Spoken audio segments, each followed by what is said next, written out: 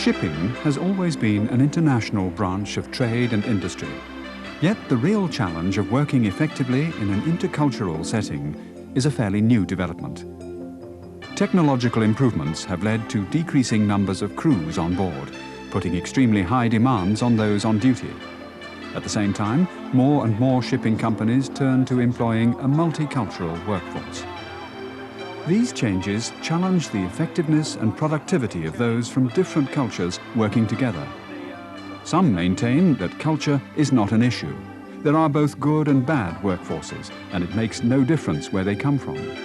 There is much truth to it, but the experiences of the past couple of decades show that working together across cultures is more complex. What works perfectly well in Japan among Japanese or in Norway among Norwegians may not work when interacting with Americans, Spaniards, Chinese, or Filipinos for that matter. It has little to do with good or bad seamanship, but has a lot to do with cultural differences. A few multicultural crews work extremely well together, but in most cases the outcome is far below average, and sometimes it is close to a disaster.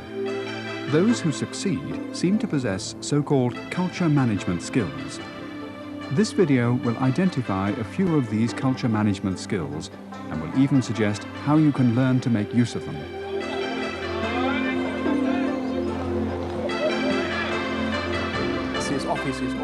Dr. Anders Hovermeyer is an intercultural expert in the shipping industry, helping seafarers in a multicultural environment to work more effectively and productively. Working as a consultant to shipping companies, he conducts seminars and workshops around the world, focusing on these questions. We join him now at one of his seminars with an international audience, and a question has just been asked whether anyone has visited Japan. And those of you who have been to Japan, I'm sure you recall Narita as a very nice, modern airport, but it's very far from downtown Tokyo. It takes you maybe 2 hours to get there. And then you have to be there at least 2 hours before departure due to all security considerations. But not just that, but when you get there, they are so extremely efficient that they check you in 2 minutes, and there you are, boarding card on hand, 2 hours to wait, and nothing to do. So what most Westerners do, they dig deep in their pocket and they get the last few yen and go over to the bar to get a cup of coffee or Coca-Cola or so. So you do the same thing. You go over to the bar, get your Coca-Cola, sit down, and then you discover that right next to you sits a very different sort of Japanese, a very nice Japanese. But he's a very talkative kind. You have hardly time to sit down before the Japanese turns to you and says, "You in Japan many days? You like Japan? What do you think of Japan?" And then conversation is already going. And then, as a genuine courtesy, the Japanese will bring forward pictures of his grandparents, grandmother and grandfather, both on the mother's and the father's side, and also the Buddhist temple he used to visit on occasion of major Buddhist holidays and so, which is a little embarrassing because you haven't got any pictures of your uncles and aunties with you, nor have you got any picture of the cathedral in wherever, you know. So, but never mind. Instead, you bring forward your wallet also, and you show him pictures of your home, of the car at home, and the dog you have just bought last year. So you have a very nice conversation, you see. And just suddenly while you sit there and have all this nice conversation, you hear in the loudspeakers, "This is the final call for SK 982, bound for Copenhagen, all on board, please." So you very quickly say goodbye to Yamamoto-san, go over to the gate and get your belongings, and by the time you get to the gate, most of the people have actually gone on board. So it's now your time to board, and you just, gee, the boarding card. You see, the boarding card and your wallet is no longer where it should be. Your credit cards and cash is still in another pocket. I mean, it's there, but you can't find your boarding card. And then it strikes you that just perhaps, you left it at the bar where you had such a good time with Yamamoto-san. So in all haste, you go back to the bar, and thank God Yamamoto-san is still there. So you rush up to him and you say, "Oh, Yamamoto-san, you know, wallet, boarding card, you see it? You see it?" Whereupon Yamamoto responds, And now I will play up his response, something like this. Oh, sorry, no see, no wallet. Something like that. Now, let's stop there for a moment. And my question is, what's your first feeling, your first thought when Yamamoto in this way told you that he hasn't seen your wallet? It seems something fishy. Okay, something fishy. So he's trying to hide something. He's hiding something. He's not being honest about it. Okay. Now, how about you, madam? Very similar. I thought he looked a bit guilty as well. Okay. Yeah, wasn't being direct about it. Okay. Someone else? How about you, sir? Captain Samiano? He's lying. He's lying, yeah. You know, of course, it's not that we suspect that he has stolen it. We know the Japanese are extremely honest and honorable people, but just something in the nice Japanese behavior tells us that it's not okay. Maybe he feels accused, or yes, maybe he looks like guilty. Something is fishy. Yes, that was a quite good definition of it. What did I do that gave you that impression? You looked down. I looked down. Lack of eye contact. Yes, lack of eye contact. Now, you see, this thing about the lack of eye contact is very interesting in many of our cultures. Because I grew up with the fact that eye contact means honesty, openness, integrity, or whatever way you would describe it. Indeed, we tend to pass it on also to our children. The fantastic thing is that we make this assumption. All of us, or most of us sitting here like this automatically. However, Yamamoto-san grew up in another culture.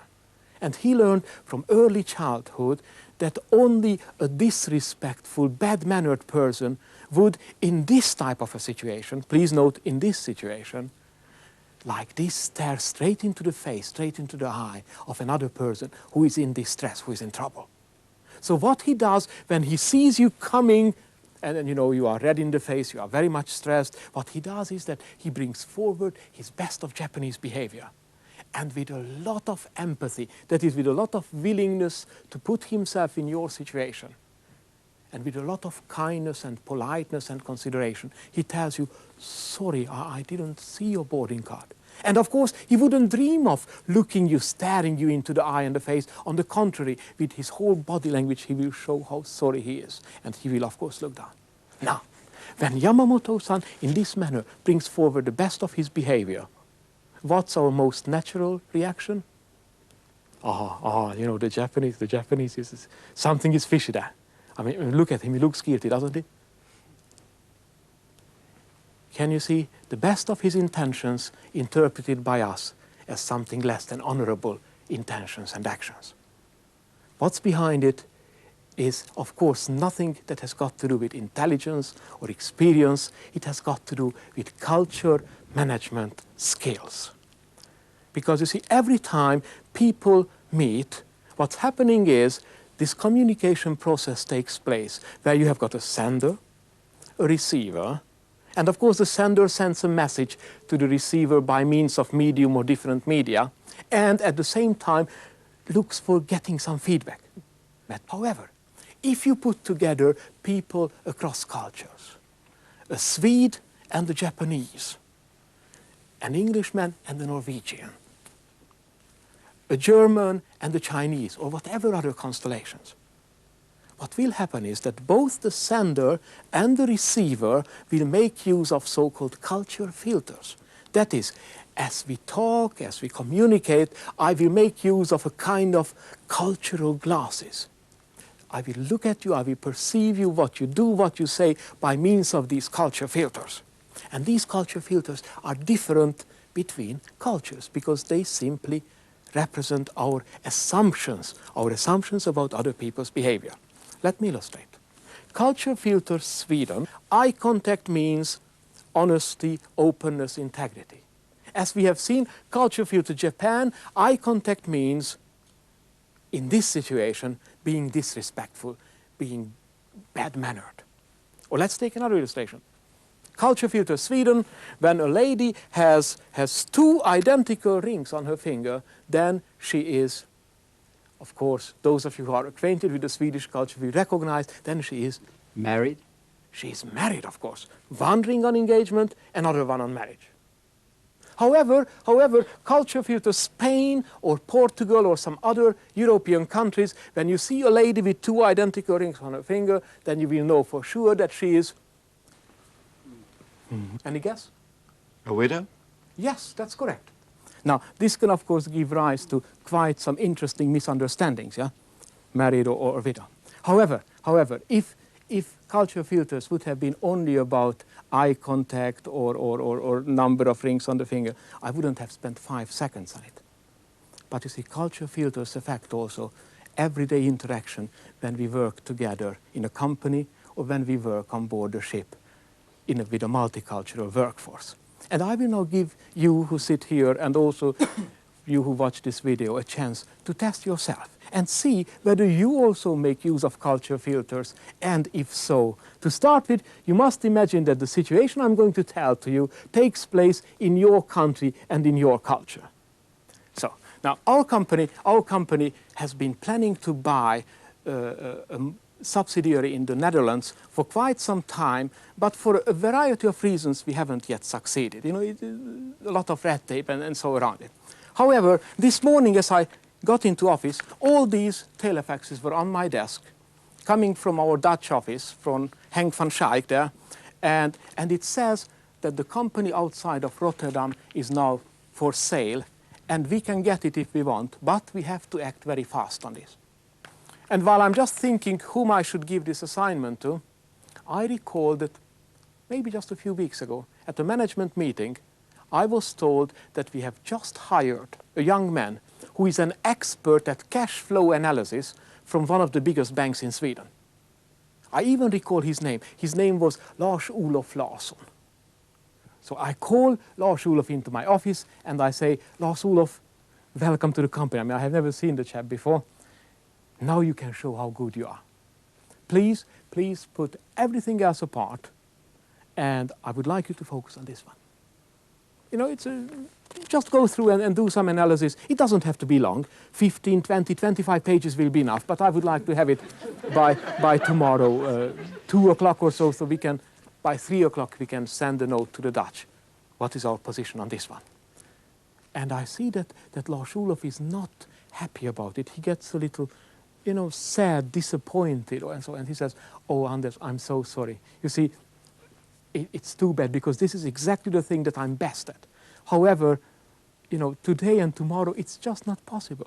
You see, this afternoon, we have got the budget meeting, the revised budget meeting with the cost-cutting measures, and we have to divide these cost reductions over the divisions, so that takes the whole afternoon. And then tonight, we have this Brazilian delegation coming in, and you know how important is the Brazilian market to us. So I will be the host of that dinner and after that. And tomorrow morning, we've got the European budget meeting. People are already now flying in from different parts of Europe, from Barcelona, Thessaloniki, and Hamburg. I, of course, understand all this, but after all, I am the managing director of the company. Eh? So I tell him, Lars-Olof, stop there. You see, that's not my problem. That's your problem. I mean, if people fly in, okay, fair enough. They can fly back home. It's so simple as that. Eh? You know, this is more important. And I pressure him, and I notice that after a while he's softening. So after a little more pressure, finally Lars-Olof takes these papers and says, Jag ska göra mitt bästa. Jag ska göra mitt bästa. Which translated into English means, I will do my best. I will do my best. Now, let's stop there for a moment. Because I'm absolutely sure that as I said, or as you heard Lars-Olof saying, Jag ska göra mitt bästa, I will do my best, that you got a mental image. Of course, not concerning Lars-Olof, but concerning the person you have imagined in your own culture. What did she or he actually mean when she or he said, I will do my best? Okay? So let's check what type of assumptions did you make. On a scale of 0 to 100, could you please mark somewhere on this scale what, in your assessment, is the meaning of I will do my best in a situation like this?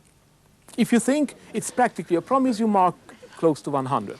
If you think it means maybe yes, maybe not, of course it can be promised, you mark around halfway of the scale. If you think, no way, but of course if you are more happy if I take these papers, I will be happy to take the papers, but no way. then you mark it close to 0. Am I? I have done this little exercise with well over 20,000 people across different cultures, and there seems to be very clear cultural tendencies in how we respond to this particular situation. Most people in Sweden and Norway would answer anywhere between 75, 85, 90. That is, when a Scandinavian says, I will do my best, jag ska göra mitt bästa, the meaning of it is, it's practically a promise. Indeed, it's more than so. When Lars-Olof leaves my office, I don't even have to remember what did he say word by word by word by word. I will remember he promised it. And as we all know, a promise is a promise. Yeah? The average in the UK and in Germany is somewhere around 50. Not that people respond at 50, but about half of the people would respond very high on the scale and half would respond very low on the scale. So the average ends up around 50. The average in Italy, Poland, on Ireland is around 25. Meaning, I will do my best means, I don't think so, but just perhaps. Now, please note that where on your scale you mark has got nothing to do with what is good or bad management style, what is efficient or inefficient, or what is effective, ineffective. It has got nothing to do with that. Indeed, you can function perfectly effectively, productively, wherever you mark on the scale.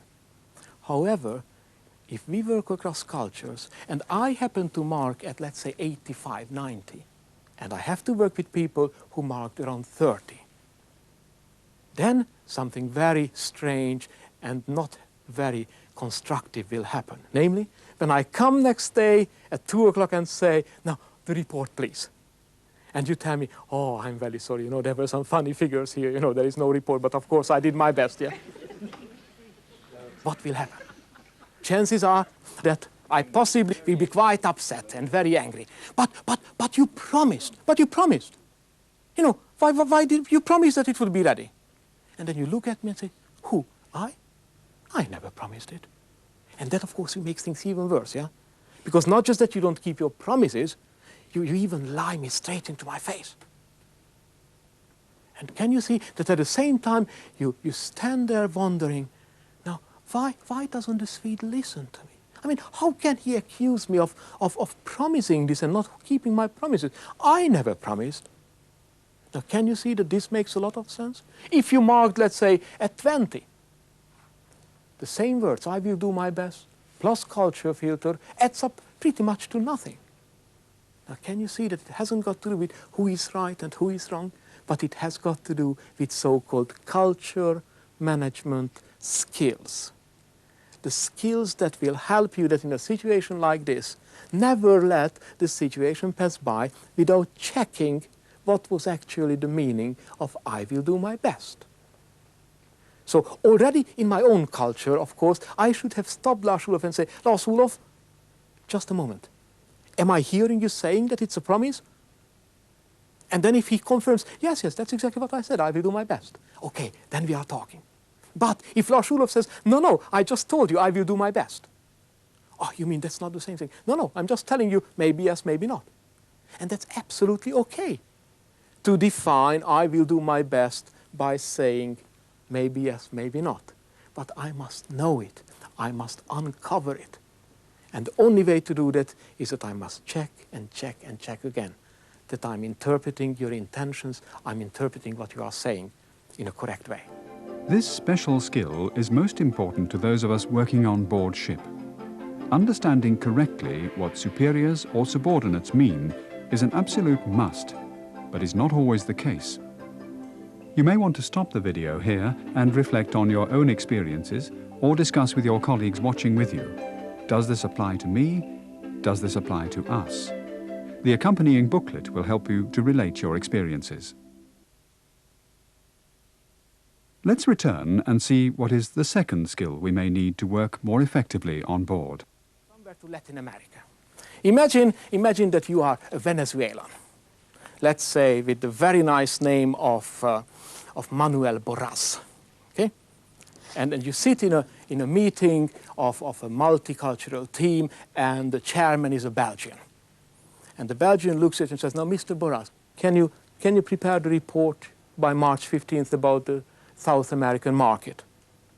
And I'm reflecting, inwardly, March 15th, yes. Es possible. Quizás. If you look it up in a dictionary, the Spanish word quizás actually is translated in a dictionary as maybe.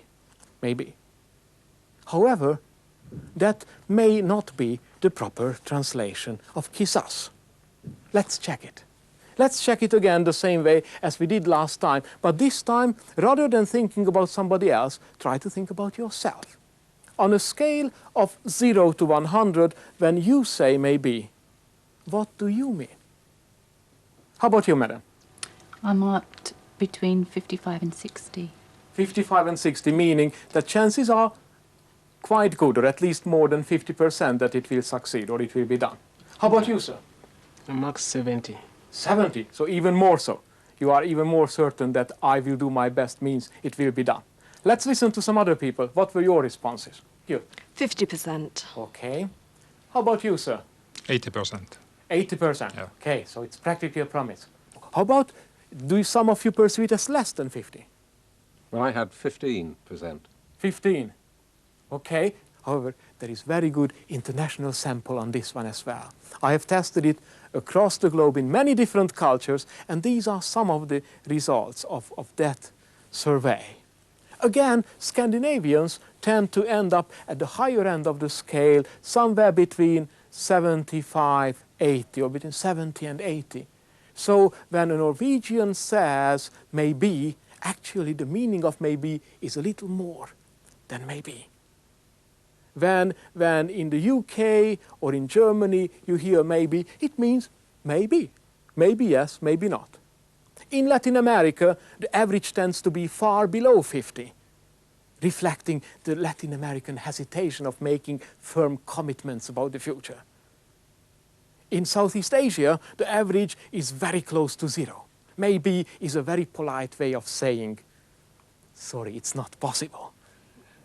And then, when working with the Japanese, I asked a colleague by the name of Hiro-san. Now, Hiro-san, in Japan, is it the same as in Southeast Asia? So that when you say maybe, it means 0? And Hiro-san was discussing it with his colleagues and then came back and said, no, Dr. Hovermeyer, when we in Japan say, it's difficult, maybe, then we do not mean 0. We mean -20. However, at this moment you may stop me and say, Anders, this is not about culture filters. This has got to do with language skills. And you are, of course, absolutely right, but not only with language skills. Language skills in combination with culture management skills. You see, because what's happening now at this moment is that although you hear me speaking English, I am actually not speaking English. Now, those of you who do not have English as native language, I'm sure you will immediately recognize what I'm referring to. Namely, I'm referring to the fact that as I stand here and you hear me speaking English, I'm actually doing the following. I think out what I've got to say in Swedish, and then the grey cells in my mind translate it word by word or concept by concept into English, and then I say it. However, what I'm doing actually is I'm still not speaking English. I'm speaking Swedish with English words, which is very nice, which means that you actually understand what I say, if I pronounce it correctly, of course, and if you speak English, then actually you understand what I'm saying. But the question is, do you understand what I mean? To ascertain that you understand what I mean, not just what I say, but also what I mean, I have to be able to communicate by means of culture filters. Because you see, if I happen to be Venezuelan and I said quizás, now of course the proper translation into English is not maybe, but the proper translation into English has got to do with where the culture filters or the content of the culture filters there. If you marked around 70, 75, 80, then the proper translation of quizás into English is, don't worry, I fix it. If you marked it around 50, the proper translation is, Well, I don't know, maybe yes, maybe not.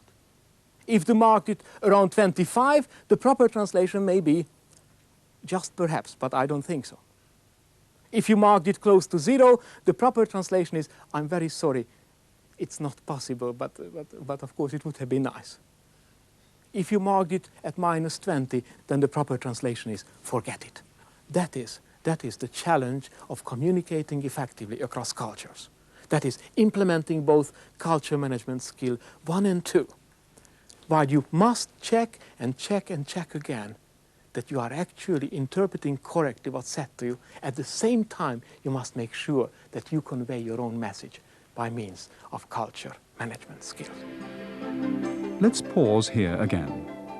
Those seafarers who have learned to make use of culture management skills 1 and 2 are often the most professional ones on board.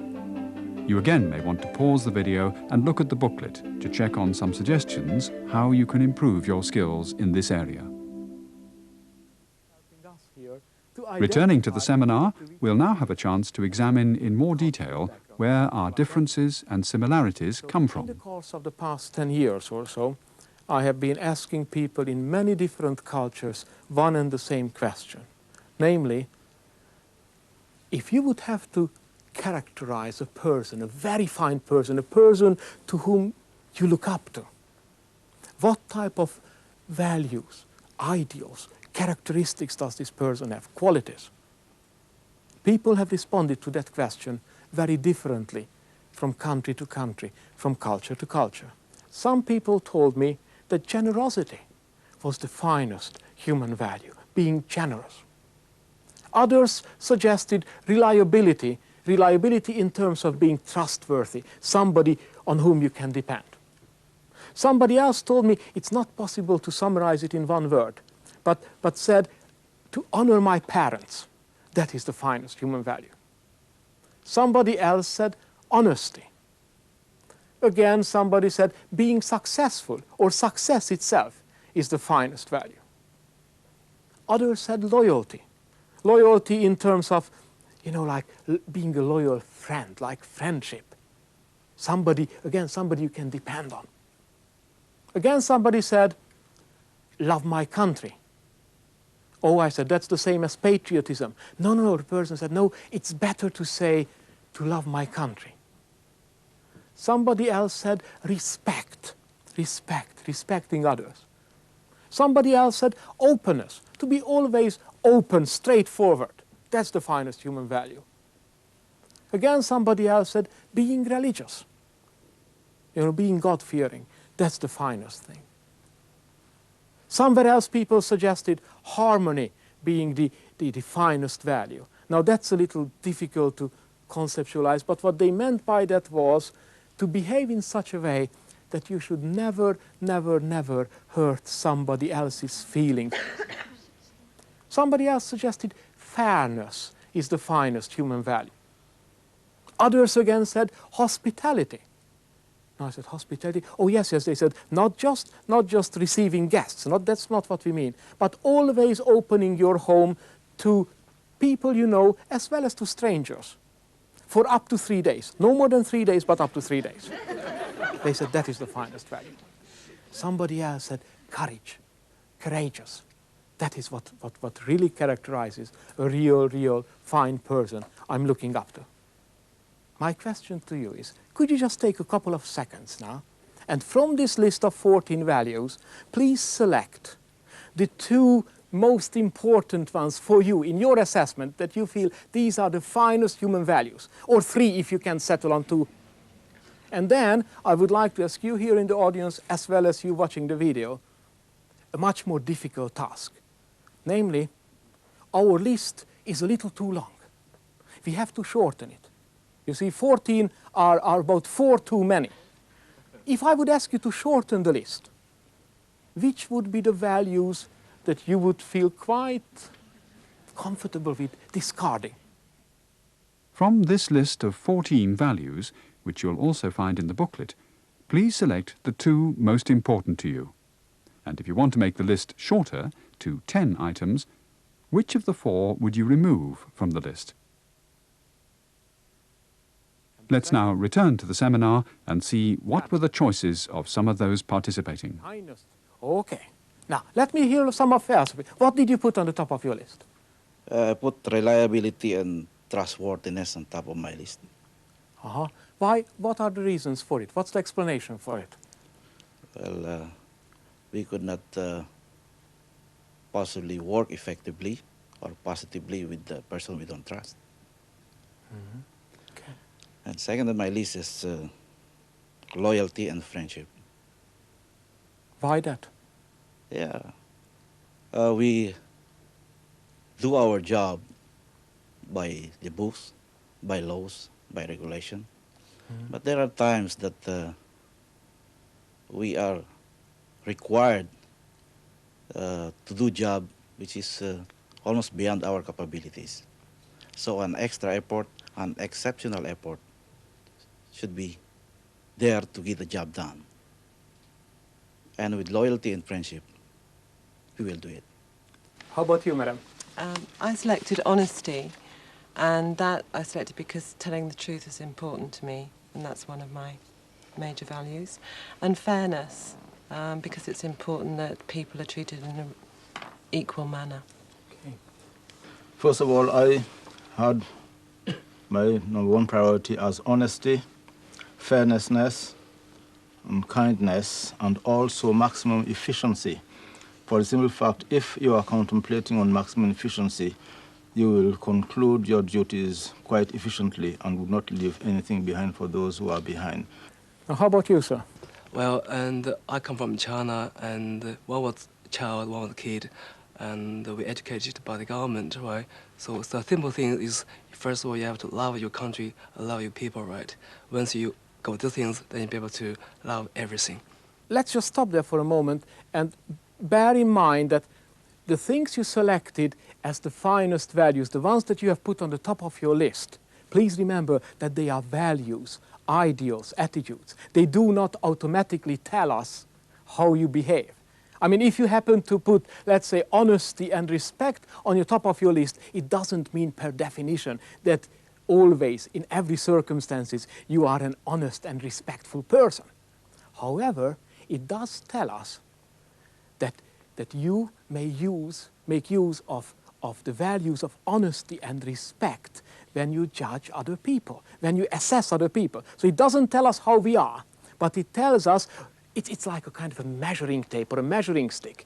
These are the values we use when we assess other people. Who are the people we would like to work with? Who are the people we would like to associate with? Who are the people whom we deem or judge as being real, nice people? It doesn't, of course, mean that there are no individual differences. You would be able to collect 15 Englishmen or 15 Norwegians or 15 Venezuelans or 15 Filipinos, and you get 15 different responses. But from a large sample, you will be able to find that there are actually national characteristics. Some people from a given culture tend to choose certain values on the top of the list and others on the bottom of the list. What makes it so exciting that sometimes what you have on the top of your list are exactly the values that some other people put on the bottom of their list. That is one of the greatest challenges of intercultural communication. Let me give you a few illustrations. Try to imagine I'm a Norwegian. Now there you won't need much imagination. And I put honesty on the top of the list. And as a Norwegian, I would reason, you see, to us Norwegians, honesty is the most important value. Indeed, I had no difficulties putting honesty on the top. My problem was what should be the other, the second value to accompany honesty.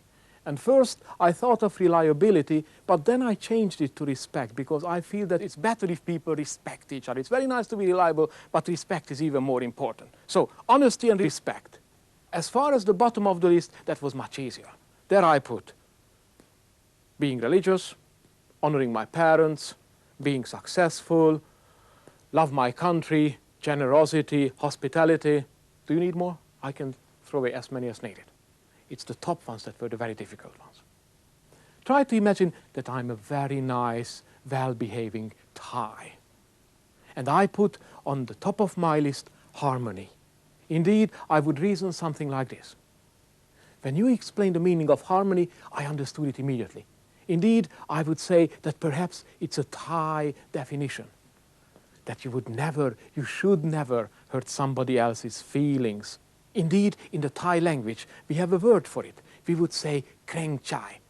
Now, kreng chai means to consider the heart of the other person. A kind of put yourself into the situation of the other person and see how would it feel? How would I feel if somebody would do that to me? Now, it's of course not like many outsiders, foreigners tell us that the Thai people cannot say no.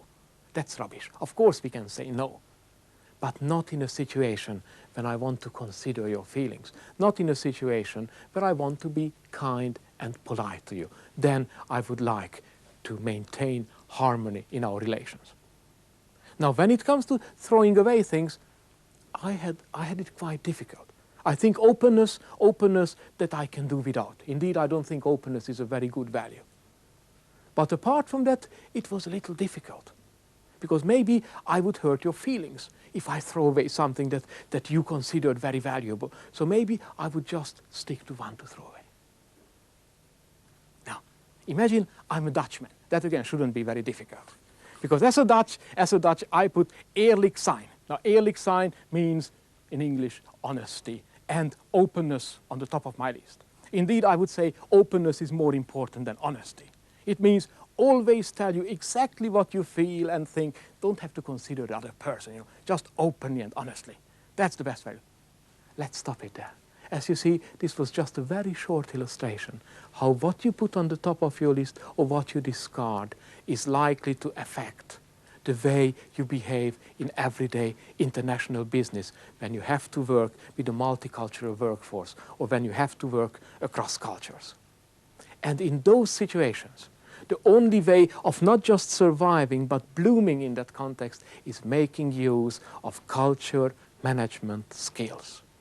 We have identified 3 of them today. The first was that in all interaction, make sure that you check and check and check again, that you understood correctly, you interpret correctly the meaning, the intention of the other person. Secondly, make sure that when you yourself communicate, you communicate with the aid of these culture filters, that you make yourself explicit, you make yourself clear by means of culture filters. And thirdly, by understanding what values, ideals, attitudes do you bring with you in this interaction, and by feeling secure in them, be able to raise the question, to what extent should I, could I, do I want to modify my behavior? That also when encountering Venezuelans, Japanese, Americans, Frenchmen, people from Switzerland, Norwegians, or from whatever other culture they come from, to what extent am I willing to modify my behavior? That also, when working with them, when interacting with them, be able to function effectively, productively, and by extension, profitably. Now, that is what intercultural effectiveness is about. So welcome to the challenge of intercultural effectiveness. Thank you very much.